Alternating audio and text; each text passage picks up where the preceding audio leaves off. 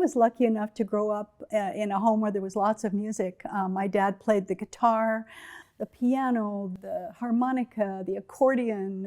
I mean, he played many things, the banjo, mandolin.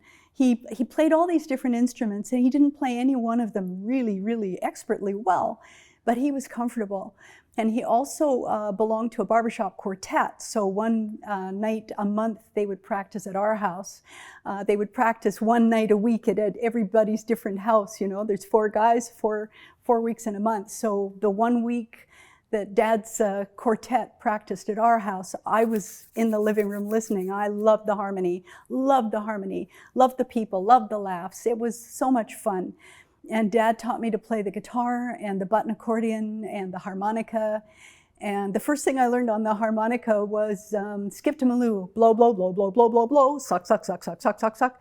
And it's once you get a tune out of something, it's so exciting. So the first thing I got a tune out of was the harmonica. And so I played with that. And Dad had a chromatic that came with a button on the side, so you could get different sounds by pressing this button.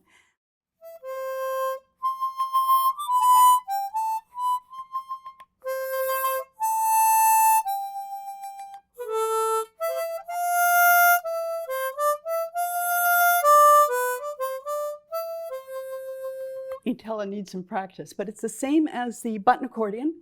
It's, you know, out, in, out, in, out, in, out. And he taught me to play the button accordion, which works the same as our harmonica. You push, pull, push, pull, push, pull. And then I played the guitar for years, and I really enjoyed it. I really loved it, but I discovered that I was not going to be able to perform on a stage. I tried. I was 16, 18, and I would take my dad's 12-string guitar and my button accordion, and I would go to places like the Bunkhouse on Davie Street, and I would play and I would sing, but the place was full of rabble-ous, noisy people, you know, drinking and smoking and talking, and as a kid, you know, I'd think, I better sing louder, I better sing faster, I better do more, right? And it was kind of terrifying, and I made an idiot out of myself many times. I opened for some good people, and it didn't take me long to realize that this was not my career, although I wanted to be Joan Baez or, you know, any number of these wonderful performers of the day. But I'm the kind of person that if you're good at something and that's where you want to go, that's where you have to focus 100% of your time. So I really focused on comic art, because I knew that was what I wanted to do. I couldn't do anything else. It's a phenomenon, actually, that these things have to happen. You have to do these things. Like someone who has to run, or someone who has to swim. My partner has to go up into the woods at least 3-4 times a week, because he needs his fix of trees and moss, and, you know, he comes home covered with twigs. I mean, we need these things in our life, and I needed music and I needed comic art, and comic art won.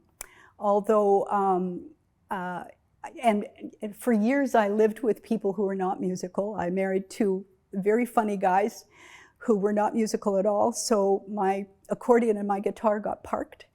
But then I'm with a man who's a professional guitar player now, and he looked at my accordion one day and he said, well, pick that thing up and play it. Don't just, you know, don't leave it there. If you can play it, play it. And at the time, I maybe could play 2 or 3 pieces without too many mistakes. And now I can play about 30, which is great because, you know, it is fun to take an inanimate object and turn it into something that actually makes noise, right? And you can have certain control over it, although practice is important. And I started playing the harmonica again. So he and I play together every so often. There's a bar we will go to and we'll play together. But I don't do it too often. But when I do it, I enjoy the challenge, because I do enjoy a challenge. But it's terrifying. And I often make mistakes because I'm terrified.